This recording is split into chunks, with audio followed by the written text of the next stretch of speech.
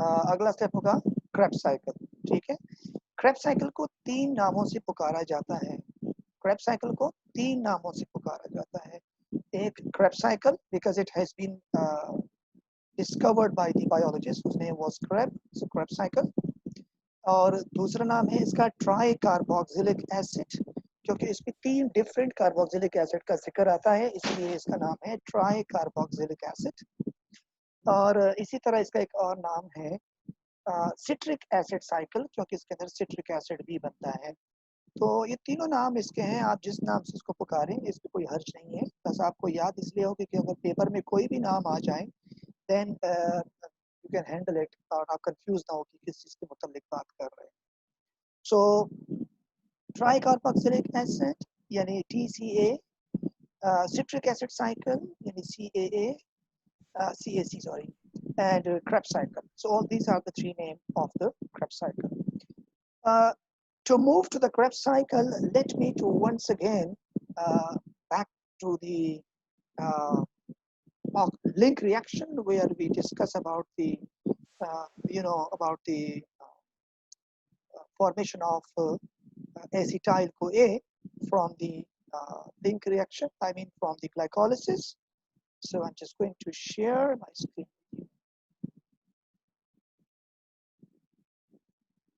Yes, now look at here.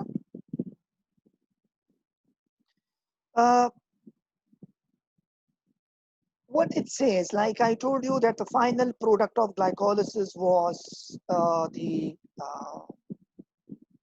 pyruvate. Yes, so here's the pyruvate as I told you. So it says like pyruvate is produced by glycolysis in the cytoplasm, but pyruvate oxidation takes place in the mitochondrial matrix. Beta pehli baat to ye hai, if somebody asks you why glucose is not directly oxidized in the matrix of mitochondria, तो आपका जवाब ये होना चाहिए कि glucose के लिए mitochondria के मेम्ब्रेन में कोई भी चैनल नहीं है जिससे वो मैट्रिक्स के अंदर चला जाए। तो इसका मतलब है ग्लूकोज को पहले कन्वर्ट करना पड़ेगा किसमें, पायरुवेट में, and pyruvate has a protein channel in the mitochondrial membrane to reach to the matrix. तो एक तो आप ये बात याद रखिएगा। सो दूसरी बात ये है कि ग्लाइकोलिसिस तो आप सबने पढ़ा था, बहुत पहले की बात है। ग्लाइकोलिसिस के बाद हमने सिर्फ यही स्टेप पढ़ा है, यानी पायरुवेट ऑक्सीडेशन। ये कह रहा है, यही बात वो ये कह रहे हैं कि ग्लाइकोलिसिस के अंदर हमारे पास क्या बने था, पायरुवेट बना। So pyruvate is produced by glycolysis in the cytoplasm, but pyruvate oxidation further takes place in the mitochondrial matrix. So before the chemical reaction can begin, pyruvate must enter the mitochondria, crossing its inner membrane and arriving at the matrix. अच्छा, उसके बाद matrix में क्या होगा, pyruvate की oxidation होगी। आप जानते हैं कि ऑक्सीडेशन का मतलब होता है रिमूवल ऑफ हाइड्रोजन, और अगर आप पायरुवेट से हाइड्रोजन रिमूव करते हैं तो वो हाइड्रोजन जाके NAD+ के ऊपर ऐड होगा और NADH बनेगा। तो एक तो आप ये देखिएगा कि पायरुवेट जब ऑक्सीडाइज होता है तो NADH बनता है, ये मत भूलिएगा। दूसरी बात, पायरुवेट यहाँ सिर्फ और सिर्फ ऑक्सीडाइज नहीं हो रहा बल्कि डीकार्बोक्सिलेट भी हुआ है, यानी इससे अगर आप देखें तो एक कार्बन डाइऑक्साइड का मॉलिक्यूल भी रिमूव हुआ है। तो 2 चीजें एक वक्त याद रखें, एक मॉलिक्यूल कार्बन डाइऑक्साइड का रिलीज हुआ और एक मॉलिक्यूल हाइड्रोजन का रिलीज हुआ। 2 चीजें गई हैं, CO2 और H। तो H जो है वो NAD पकड़ लेगा, NADH बना देगा और CO2 सेट फ्री हो जाएगा, रिलीज हो जाएगा। अच्छा, उसके बाद पायरुवेट में अगर एक कार्बन कम करते हैं तो एसीटेट बनता है। 2 कार्बन ये एसीटेट है, लेकिन इसको एसीटेट का नाम नहीं दिया गया बल्कि एसीटाइल का नाम दिया गया, इसलिए कि इसमें से हाइड्रोजन भी कम गया हो गया है। एसीटाइल जो है वो इसका रेडिकल है और इस एसीटाइल के साथ CoA जो यहाँ आ रहा था एंजाइम है, CoA को एंजाइम है, ये इस एसीटाइल के साथ रिएक्ट करके क्या बना देगा, एसीटाइल CoA। ये एक सिंपल सी स्टोरी है link reaction. So if somebody asks you what is going on in the link reaction, अगर आपसे कोई 3 सवाल पूछते हैं, तीनों सवाल जरा गौर से सुने। पहला सवाल ये है, where does pyruvate oxidation takes place? तो आपका जवाब क्या होगा? Pyruvate oxidation take place in the matrix of the mitochondria. दूसरा सवाल आपसे पूछते हैं, pyruvate is produced in glycolysis, right? So where does glycolysis takes place? Is it takes place in the matrix? आपका आंसर होगा no. Glycolysis takes place in the cytoplasm and pyruvate are produced in the cytoplasm at the end of glycolysis. However, this pyruvate then cross both the membrane of the mitochondria using protein channel to reach the matrix.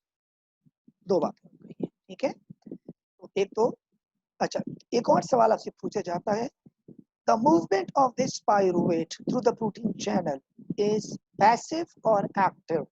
आपका जवाब होगा active, यानी आप कुछ energy खर्च होती है, facilitated diffusion नहीं है बल्कि एक्टिव ट्रांसपोर्ट है। तीन बातें हो गई। चौथी बात, what's going on in the matrix when pyruvate arrives? आप कहते हैं सिंपल दो बातें, pyruvate not only oxidize there but also decarboxylated. ठीक है जी, ये तो हो गया इसमें से यानी डी ऑक्सीडेशन का मतलब dehydrogenation, removal of hydrogen, and decarboxylation का मतलब रिमूवल ऑफ कार्बन डाइऑक्साइड। तो ये दो चीजें आपने पाइरुवेट से रिलीज करवा दिए, तो आपसे पूछेगा बचा क्या? आपने कहा एसीटेट बचा, फिर कहेंगे at the same time coenzyme A react with this acetate to convert it in acetyl CoA, and that's the product of link reaction। यानी यहाँ पे आपका लिंक रिएक्शन खत्म होता है। इसको लिंक रिएक्शन क्यों कहते हैं? क्योंकि ये ग्लाइकोलिसिस को क्रेब्स साइकिल के साथ लिंक करता है। ग्लाइकोलिसिस साइटोप्लाज्म में, क्रेब्स साइकिल मैट्रिक्स में, और इसको लिंक क्योंकि ये दोनों रिएक्शन को लिंक कर रहा है। एनी क्वेश्चन बेटा? You can ask. 15 से 20 सेकंड आपके पास है, कुछ पूछना है तो पूछिए।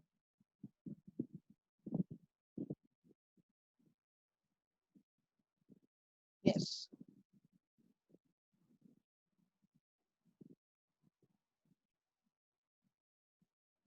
No question? समझ आ रहा है?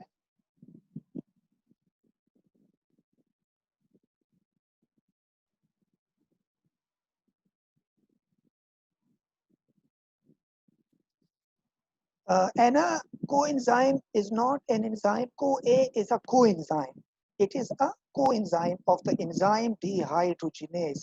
इसका एंजाइम कहलाएगा dehydrogenase जो ऑक्सीडेशन करा रहा है, और CoA उसका कोएंजाइम है बेसिकली। ठीक है, any other question?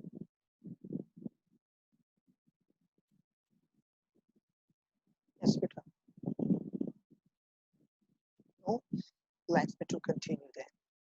So you can see this story here at the same time, like what's going on series. आपको बता, जो बातें मैंने बताई वही बातें आपको यहाँ बता देते हैं। स्टेप 1 में क्या बता रहे हैं?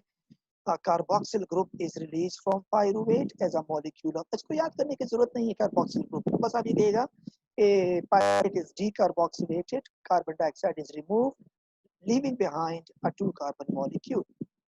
The 2-carbon molecule from step 1 is oxidized, and the electron with hydrogen proton lost in the oxidation are picked up by NAD plus to form NADH.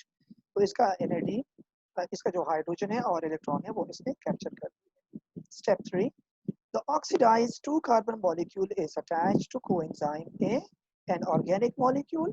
Acetyl CoA is sometimes also called a carrier molecule, and its job here to carry the acetyl group to the citric acid cycle.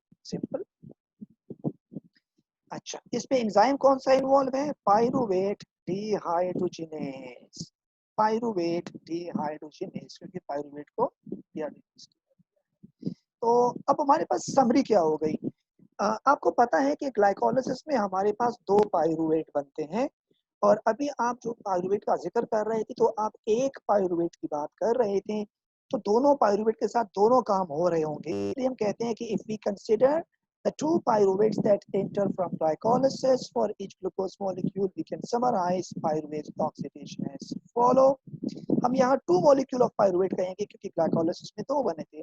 So two molecules of pyruvate are converted into two molecule of acetyl CoA. So we got two acetyl CoA instead of one because we have two molecules of the pyruvate. Two carbons are released as carbon dioxide out of the 6 originally present in glucose. You know, respiration में हम लोग कहते हैं कि 6 carbon dioxide release होती है product में, तो 6 में से 2 का हिसाब तो आ गया, एक पायरुवेट से एक कार्बन डाइऑक्साइड जो कि 2 पायरुवेट है, इसलिए 2 कार्बन डाइऑक्साइड के मॉलिक्यूल यहाँ पे रिलीज हो रहे हैं. और इसी तरह हमारे पास NADH की भी 2 मॉलिक्यूल बनेंगे क्योंकि अभी ऊपर जो आपने पढ़ा ये वाला ये सिर्फ एक पायरुवेट के लिए है. जब एक पायरुवेट में एक कार्बन डाइऑक्साइड है तो 2 हो जाएंगे, अगर एक NADH है तो 2 हो जाएंगे, और अगर एक एसिटाइल CoA है तो 2 हो जाएंगे. तो बेटा ओवरऑल हमारे पास जो प्रोडक्ट बना, ये प्रोडक्ट डिटेल जरा मुझे हसन शफीक बता देंगे. हसन शफीक, लिंक रिएक्शन की समरी क्या हुई, प्रोडक्ट्स और रिएक्टेंट्स दोनों जरा बता दीजिएगा बेटा. सर आपका सबस्ट्रेट आता है पायरुवेट, शाबाश. ठीक. पायरुवेट के अंदर से आप कार्बन डाइऑक्साइड निकालते हैं और CoA एंजाइम लगाते हैं जो कि एसिटाइल CoA बन जाता है. ये आपका कह लें अगले क्रेब साइकिल के लिए जो है वो सबस्ट्रेट ये होता है. ठीक है. अच्छा, एक हसन एक बड़ी इंपॉर्टेंट चीज आप भूल गए, ऑक्सीडेशन का जिक्र नहीं किया आपने.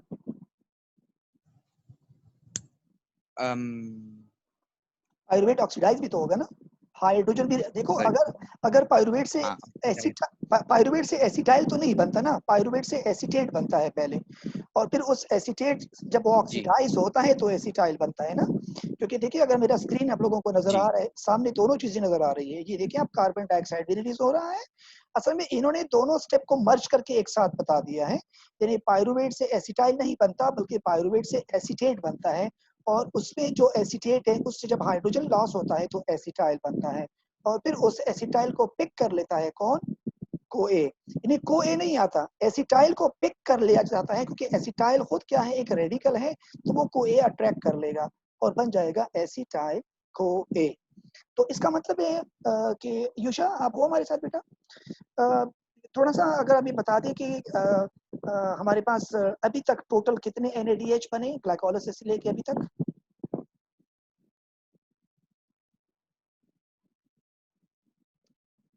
युषा से भी आप है बेटा. एक प्रॉब्लम. हाँ आप बता दोगे बेटा. कितने कितने NADH बने अभी तक. अरे मुझसे पूछ रहे. जी बेटा आपसे पूछ रहा हूँ. ग्लाइकोलाइसिस के 2 और इसके 2, 4. शाबाश. 4 NADH अभी तक बने हैं, 2 ग्लाइकोलाइसिस से और 2 किससे, ऑक्सीडेशन ऑफ पायरुवेट से. ठीक है. और बेटा ATPs कितने बने हैं अभी तक. चल आपसे पूछ रहा हूँ, याद है. अरे वो भी उतने ही होंगे ना. नहीं, ATP ग्लाइकोलाइसिस में 2 बने थे, इसमें नहीं बने अभी तक. ठीक है. तो टोटल ATPs 2 बने या 4 बने हैं अभी तक. ग्लाइकोलाइसिस में 2 बने थे, 4 बने थे. 2 बने थे बेटा 4 बने थे ना, नेट 2 थे, 2 यूज हुए थे, बने 4 थे. हम प्रोडक्शन की बात करेंगे तो 4 बोलेंगे ना, नेट की बात करेंगे तो 2 बोलेंगे. ठीक है सर. सर वो सर क्वेश्चन है कि ये जो पायरुवेट की ऑक्सीडेशन हो रही है इसके अंदर, तो फिर हमारे पास 2 NADH भी निकल रहे, तो 2 NADH के मतलब 3 एक के अंदर 3 ATP होंगे, एक के अंदर 3 ATP होंगे, तो वो हम प्रोडक्ट में नहीं गिन सकते. बिल्कुल बेटा सही कह रहे हो, लेकिन ये कैश तो नहीं है ना. देखिए अगर आपके पास 5 तोले सोना पड़ा है और 1 तोला 50,000 रुपए का है, तो आप ये तो नहीं कहे ना कि मेरी जेब में 2.5 लाख रुपए पड़े हैं. आप कहते हैं मेरे जेब में सोना पड़ा है जिसकी कीमत 2.5 लाख रुपए है.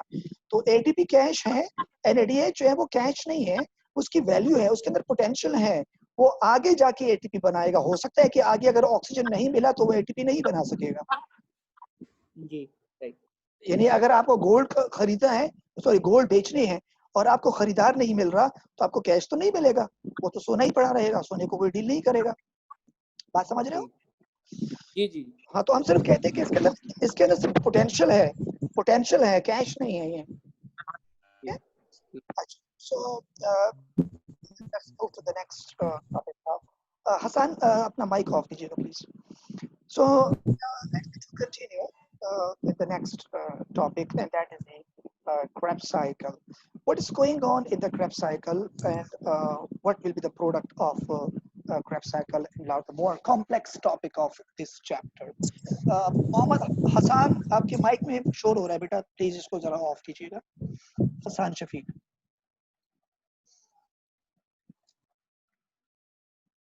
Right.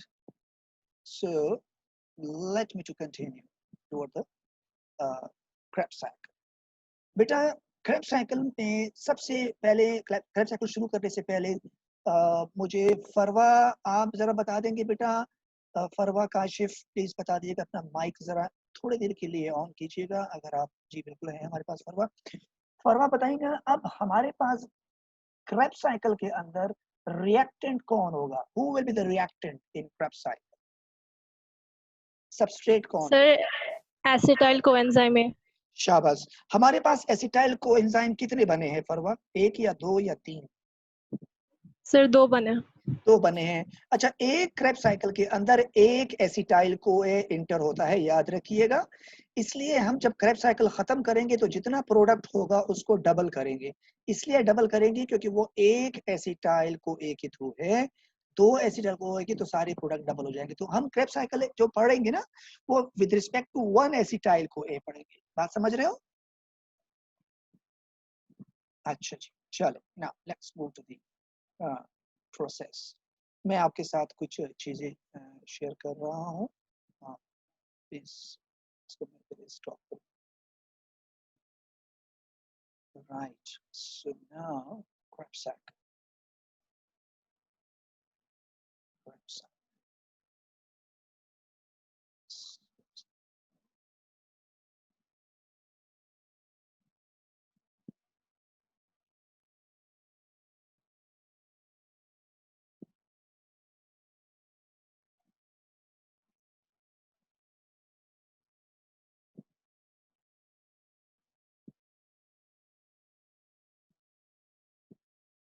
Right. Now look at this Krebs cycle. What's going on in the Krebs cycle? The pyruvate molecules produced during glycolysis contain a lot of energy in the bonds between their molecules. In order to use that energy, the cells must convert it into the form of ATP. To do so, pyruvate molecules are processed through the Krebs cycle, also known as the citric acid cycle. यहाँ इन्होंने link reaction को थोड़ा सा ignore किया और direct इसको link cycle के साथ काउंट किया। इस वक्त अगर आप स्क्रीन देखें तो आपको जो पार्ट नजर आ रहा है, ये जहाँ मैं कर्सर रख रहा हूँ, this is pyruvate and it's comes from glycolysis, और ये कन्वर्ट होता है एसिटाइल कोए में। यहाँ लिखा हुआ है 3 कार्बन, यहाँ लिखा है 2 कार्बन। अच्छा, ये स्टेप्स अभी आप पढ़ चुके हैं। ऑक्सीडेशन ऑफ पाइरुवेट, NADH बना हमारे पास और कार्बन डाइऑक्साइड रिमूव हुआ, इन हुआ हमारे पास acetyl CoA. Let me to correct one thing here, एक चीज का ख्याल रखें। इस वक्त ये जो एरो है ना, ये वाली जो एसिटाइल कोए इन हो रहा है, तो ये यहाँ एसिटाइल कोए को एंटर नहीं कर रहा बल्कि एसीटेट को एंटर करेगा। ये मत भूलिएगा कि एसीटेट पहले कन्वर्ट हुआ था इनिशियली एसिटाइल में, अब वापस एसिटाइल यहाँ पे कन्वर्ट होगा एसीटेट में, और ये कोए यहाँ से वापस चला जाएगा। कोए का काम सिर्फ ये था कि ये एसीटेट को एसिटाइल फॉर्म में Krebs साइकिल में लेके आ रहा था।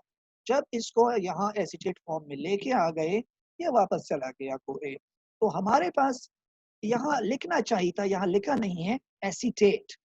और Krebs साइकिल के देखिए तो इसका एक प्रोडक्ट है जिसका नाम है ऑक्सालो एसिटिक एसिड या ऑक्सालो एसीटेट। बेटा ऑक्सालो एसीटेट जो है वो 4 कार्बन कंपाउंड है, तो 4 कार्बन इसमें है, 2 कार्बन एसीटेट में है, 6 कार्बन कंपाउंड बनेगा सिट्रेट, जिसका नाम है सिट्रेट। तो ये हमारे पास 2 रिएक्शन एक साथ हुए हैं। gee, Anna, means it will reduce after. Yes, very good, Anna, very good, Anna. बहुत अच्छा बताया। यानी ये दोबारा रिड्यूस होके वापस चला जाएगा। यानी इसका मतलब है कि एसिटाइल, पहले एसीटेट से एसिटाइल बना था, अब एसिटाइल से वापस एसीटेट बनेगा। और ये एसीटेट, लेकिन चूंकि हमारे सर्च का पार्ट नहीं है, हम इसको इतनी डिटेल में जाते नहीं है। आपने सिर्फ इतना याद रखना है कि यहाँ पे एसीटेट एन होगा, इन होगा, और इस एसीटेट के साथ ऑक्सालो एसीटेट रिएक्ट करके 6 कार्बन कंपाउंड सिट्रेट बनाएगा। तो आपका क्रेब्स साइकिल का जो पहला रिएक्शन हुआ वो क्या हुआ? Let me to explain. So look at this first reaction. Citric acid is formed when the acetyl group form acetyl CoA combine with the oxaloacetate from the previous Krebs cycle. क्योंकि Krebs cycle एक cycle में चलता है, इसलिए हमारे पास हो क्या रहा है कि अगर आप देखें तो ये oxaloacetate हमारे पास Krebs cycle का प्रोडक्ट था पिछले वाले का, और ये साइकिल शायद होता अगर हमारे पास सिट्रिक एसिड नहीं होता। तो इस साइकिल को चलाने के लिए ये acetyl CoA as a fuel काम कर रहा है। CoA एसिटाइल को लेके एसिटेट के फॉर्म में लेके आ रहा है, वो ऑक्सालो एसिटेट के साथ रिएक्ट कर लेता है और हमारे पास बन जाता है citrate. So initially in the first reaction, let me to explain. बेटा जरा गौर से सुनिएगा क्या कह रहा हूं मैं। Oxaloacetate, which is a 4-carbon compound, react with the acetate from the link reaction to form citrate, which is a 6-carbon compound. Nothing is added or removed. इस रिएक्शन में कुछ ऐड या रिमूव नहीं हुआ है। अच्छा, अगर हम अगला स्टेप देखते हैं तो हम कहते हैं कि सिट्रेट कन्वर्टेड इनटू आइसोसिट्रेट। क्या आप बता सकते हैं हसन, अगर आप हैं हसन शफीक, सिट्रेट और आइसोसिट्रेट में क्या फर्क होता है? अगर आपने केमिस्ट्री में कभी पढ़ा हो आइसो। इनका दोनों आइसोमर्स हैं। Very good. और मैंने शुरू में बताया था कि हम अगर आइसोमर भी कन्वर्ट करना चाहते हैं तो हमारा मकसद क्या होता है, क्या फर्क पड़ता है अगर आप इसको आइसोमेरिक फॉर्म में कन्वर्ट करते हो? आप किसी मॉलिक्यूल को आइसोमेरिक फॉर्म में क्यों कन्वर्ट करते हो, क्या वजह होती है? कोई बता देगा?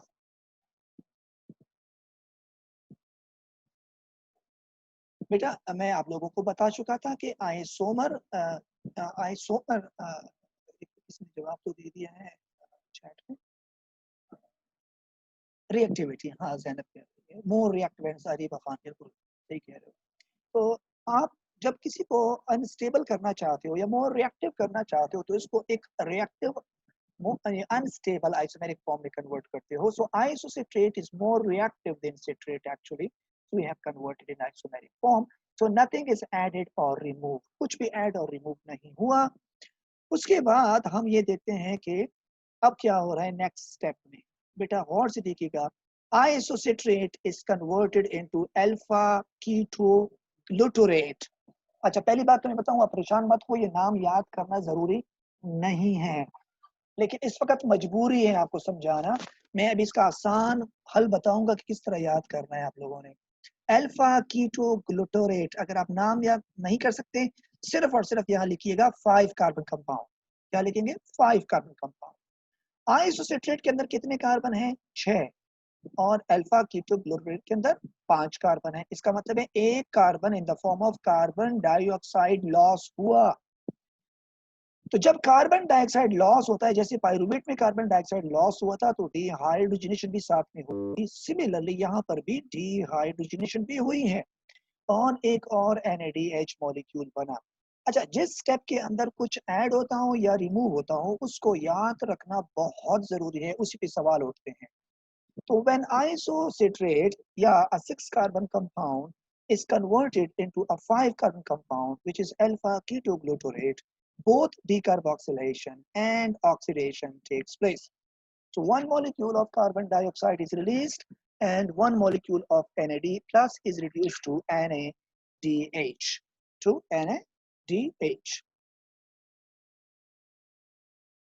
So this is the way which we are talking about this reaction. Right.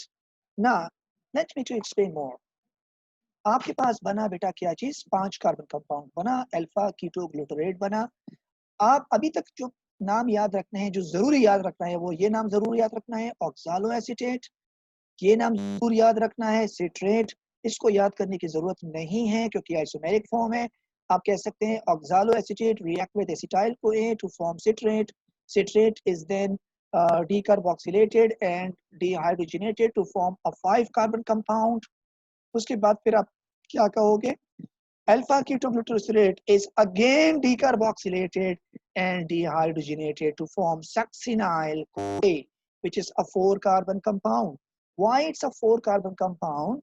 Because carbon dioxide is removed and also NAD plus is converted to NADH। However, यहाँ पे कुछ स्टेप्स हमने मेंशन नहीं किए हैं क्योंकि ये सक्सीनेट में कन्वर्ट होना था और वो सक्सीनेट के साथ CoA अटैच हुआ। जैसे पहले आप एक CoA आया था, यहाँ पर भी CoA आया। बहरहाल आप परेशान ना हो, आप सिंपल यहाँ लिख सकते हैं अ 4 कार्बन कंपाउंड। अगर आप नाम नहीं याद करना चाहते सक्सिनाइल CoA तो 4 कार्बन कंपाउंड, लेकिन ये जरूर याद रखना है कि कहाँ कहाँ कार्बन डाइऑक्साइड और NADH बनते हैं। उसके बाद आप कहते हैं succinyl CoA is converted into succinate. अच्छा, ये स्टेप थोड़ा याद करना इसलिए जरूरी है क्योंकि ये दोनों 4 कार्बन कंपाउंड हैं और यहाँ पे ATP। लेकिन अगर आप इन सारे नाम को छोड़ दें, सक्सीनेट, फ्यूमेरेट, मलेट, और यहाँ से एक एरो बनाएं पूरा, और इस एरो में लिखे इंटरमीडिएट 4 कार्बन कंपाउंड। क्या लिखेंगे, intermediate 4 carbon compound. 3 intermediate compound है। अगर आप नाम याद नहीं, लेकिन मैं प्रेफर करूंगा कि आप नाम याद रखिए क्योंकि इस पे छोटे छोटे क्वेश्चंस आगे आते हैं और वो आपको बहुत ज्यादा हेल्प करते हैं अगर आप नाम याद रखें। तो succinyl CoA is converted into succinate. और आप देखिए यहाँ एक फॉस्फेट ग्रुप ऐड हुआ है। जब ये फॉस्फेट लिखा जाता है ना, इसका मतलब है यहाँ जो ATP बनी है उसको फॉस्फेट सबस्ट्रेट से मिला है। सबस्ट्रेट से एक फॉस्फेट मिला है, मतलब यहाँ सक्सिनाइल से फॉस्फेट नहीं निकला है। अगर ये एरो ना होता और डायरेक्ट GTP होता तो फिर हम कहते कि शायद ये फॉस्फेट सक्सिनाइल CoA पे था और इससे रिलीज होकर ATP बनी है। तो ऐसा नहीं है, ये सबस्ट्रेट से आया है और इसने GTP का मतलब होता है ग्वानुसीन ट्राइफॉस्फेट। तो ओरिजिनली ये ग्वानुसीन ट्राइफॉस्फेट है जिसकी एनर्जी वैल्यू ATP से थोड़ी सी कम होती है। कोई ज्यादा फर्क नहीं होता, हल्का फुल्का फर्क होता है, लेकिन एग्जामिनर इसको ATP कंसीडर कर लेता है। अगर आप यहाँ ATP भी लिखोगे तो आपको मार्क मिलेगा, डिडक्ट नहीं होगा। तो आप कह सकते हैं कि एक ATP यहाँ बनी है। अब यहाँ न NADH बना है न FADH बना है, बल्कि डायरेक्ट ATP बनी है क्योंकि इस एक्सर्गोनिक रिएक्शन में जो एनर्जी निकल रही थी उससे सिर्फ एक ATP बन सकती थी, इसलिए हमें उस एनर्जी ने डायरेक्ट ATP बना दिया। फरवा काशिफ, इस किस्म के फॉस्फोरिलेशन को हम क्या नाम देते हैं जिसमें फॉस्फेट सबस्ट्रेट से आ जाए, याद है? Sir substrate level phosphorylation. Very good. तो इसका मतलब है सबस्ट्रेट फॉस्फोरिलेशन 2 जगह होती हैं, एक यहाँ क्रेब्स साइकिल में भी और एक आपने पढ़ा था ग्लाइकोलाइसिस में। तो 2 जगह सबस्ट्रेट फॉस्फोरिलेशन होती है, ठीक है। अच्छा, ये तो होगी बात। अच्छा, अब एक और बात जो आपसे मैं शेयर करना चाह रहा हूँ, सक्सिनेट आगे जाके क्या बना रहा है, फ्यूमेरेट।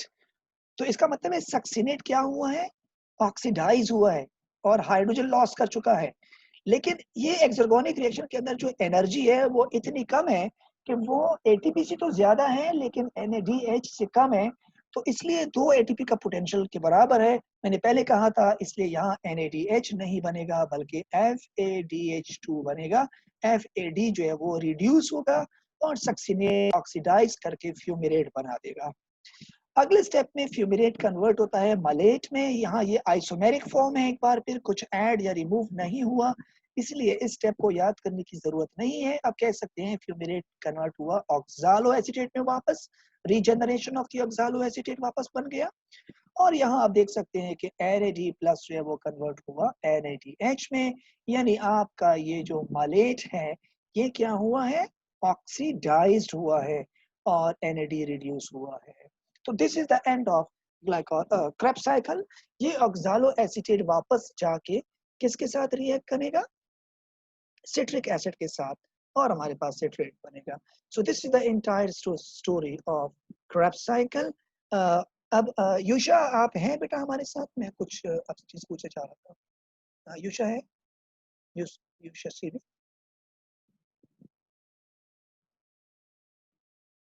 युषा नहीं है तो ठीक है। विक्रम सैयद है? विक्रम जी, विक्रम। जी सर। हाँ विक्रम, थोड़ा सा बेटा बता देंगे मुझे कि ये जो आपके सामने साइकिल नजर आ रहा है, आपके पास टोटल कार्बन डाइऑक्साइड कितने बने?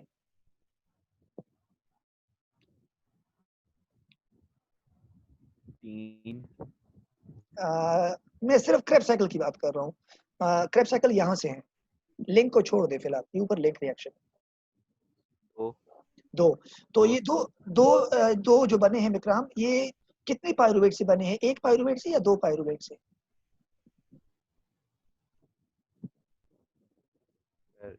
2 पायरुवेट। नहीं बेटा देखो, साइकिल में तो एक पायरुवेट आ रहा है ना, ऊपर से देखिए ये एक पायरुवेट आ रहा है। तो एक पायरुवेट से एक एसिटाइल बना। तो मैंने भी आपसे क्या कहा कि दो एसिटाइल ग्रुप हमारे पास बनते हैं लिंक रिएक्शन में, और उनमें से एक एसिटाइल एक क्रेब साइकिल में जाएगा, तो क्रेब साइकिल ट्वाइस रिपीट होगा। ठीक है, तो जब ट्वाइस रिपीट होगा, तलहा तलहा बेटा जरा आ जाए आप। जी सर। जरा बताइएगा ये क्रेब साइकिल के अंदर कार्बन डाइऑक्साइड कितने बने हैं एक पायरुवेट से? 2। तो टोटल कितने बने बेटा? क्या मतलब? तो अगर एक पायरुवेट से, अगर एक एसिटाइल को ऐसे दो कार्बन डाइऑक्साइड बने हैं, तो टोटल कितने बने? एक एसिटाइल से 2, तो टोटल 4 बने ना, 2 एसिटाइल को होंगे। हाँ तो बेटा यही तो पूछ रहा हूँ, 4 बने। और लिंक में कितने कार्बन डाइऑक्साइड बने थे? लिंक में भी 2 बने थे। तो 4 और 2 कितने हो गए? 6। 6। और रिस्पायरेशन जब आप क्लास 9 से पढ़ते हो, उसके प्रोडक्ट में कितने कार्बन डाइऑक्साइड होते हैं? 6। 6। तो हिसाब पूरा हो गया। जी। इसका मतलब है जो रिस्पायरेशन के अंदर कार्बन डाइऑक्साइड बनते हैं वो न तो ग्लाइकोलिसिस में बनते हैं और न लास्ट स्टेप जिसको ऑक्सीडेटिव फॉस्फोरिलेशन कहते हैं। तो कार्बन डाइऑक्साइड हमारे पास स्टेप 2 में और स्टेप 3 में पूरे हो जाते हैं, यानी 2 कार्बन डाइऑक्साइड लिंक रिएक्शन में और 4 कार्बन डाइऑक्साइड क्रेब साइकिल में। बात समझ आ गई? जी। अच्छा तलहा ये बताइएगा, इस क्रेब साइकिल के अंदर आपको कितने एटीपीज मिल रहे हैं? इसके अंदर एक एटीपी मिल रहा है। तो टोटल कितने हो गए? तो पहले के 2 थे, अभी के 3 हो गए। नहीं नहीं नहीं नहीं नहीं नहीं, मैं क्रेब साइकिल के अंदर बात करूं। क्रेब साइकिल के अंदर अगर एक, अच्छा फिर वो 2 होगा, वो रिपीट होगा ना। हाँ 2 हो गए ना, तो उसको डबल करना है। ठीक है, अच्छा ठीक है। फरवा काशिफ बताइएगा जरा, क्रेब साइकिल के अंदर NADH कितने बने हैं क्रेब साइकिल के अंदर सिर्फ? सर एक पायरुवेट से 3 बन रहा है। तो ठीक हो गया, 3 बने हैं। और टोटल कितने हो गए फिर? 6 हो गए। और लिंक में कितने बने हैं NADH? दोनों पायरुवेट से 2 बने थे। 2। तो 2 और 6 ये कितने हो गए? 8 हो गए। जी। अच्छा और बेटा ये बताइएगा, ग्लाइकोलिसिस में कितने NADH बने थे?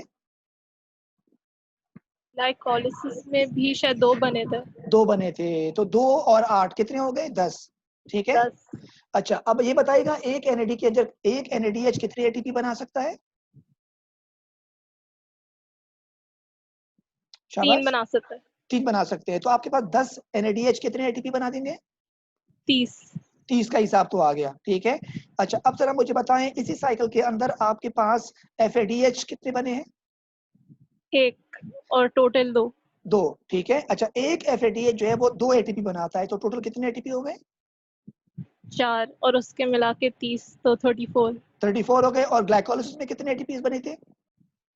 नेट 2 बने थे। 2। तो कितने हो गए? 36 हो गए। जी। और यहाँ कितने ATP बने हैं? यहाँ पे 1 बना है और तो टोटल 2। तो ओवरऑल कितने हो गए? 38। हिसाब पूरा हो गया। जी। इसलिए मैं कहता हूँ कि ग्लूकोज के एक मॉलिक्यूल से 38 ATPs कैसे मिलते हैं, तो इसका हिसाब अभी आपने खुद दे दिया कि हमारे पास यहाँ पर कितने NADH बने थे? 6 बने थे। 2 यहाँ बने थे 8, और 2 ग्लाइकोलिसिस में 10। वो FADH हमारे पास यहाँ 1 बना है तो 2 हो गए, और ATP यहाँ पे 1 है तो 2 बन गए। और कार्बन डाइऑक्साइड यहाँ पे 4 और 2 यहाँ पे 6। ये आपका पूरा एनर्जी बजट है जो मैं आपको समझाना चाह रहा था। बेटा समझ गए?